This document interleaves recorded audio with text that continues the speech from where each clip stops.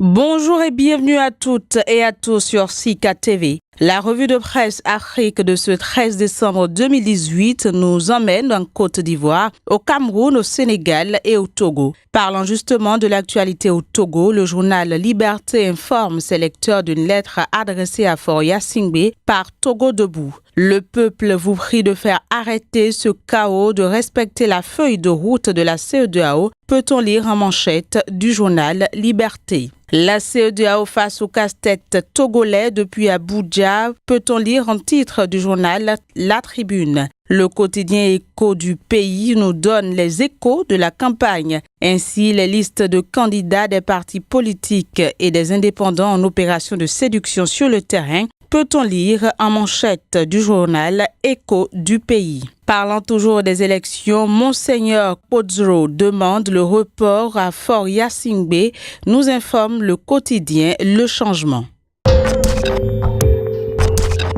Escale au Cameroun à présent, Bombo Njoya, président de la FECAFOOT, peut-on lire en manchette du quotidien Cameroun Tribune ce jeudi. Une information relayée par le journal Le Messager qui écrit en première page FECAFOOT, Seydou Bombo Njoya succède à Iya Mohamed. Une lecture du journal Le Messager nous fait également savoir que des enseignants d'un collège confessionnel de Kumbo ont été kidnappés par des individus présumés de la milice séparatiste qui sème la terreur.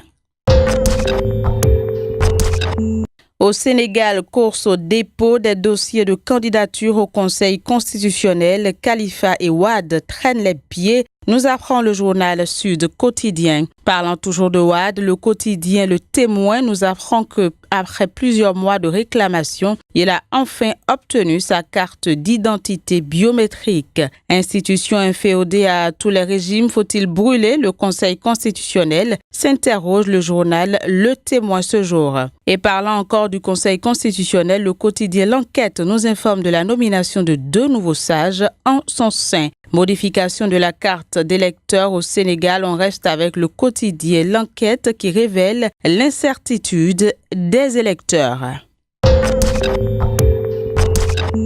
Couverture maladie universelle en Côte d'Ivoire, le journal Fraternité Matin informe de la prise en charge des populations démunies par l'État. Autre information parue à la une de Fraternité Matin ce jour, Paul Kagame en visite à Abidjan les 19 et 20 décembre. Congrès constitutif de RDPH, Adama Big Togo dit tout via le journal Le Jour Plus.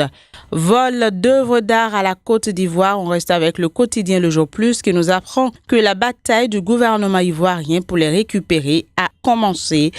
Voilà, c'est sur cette dernière information de la Côte d'Ivoire que prend fin cette revue de presse. Merci de nous avoir suivis. À demain.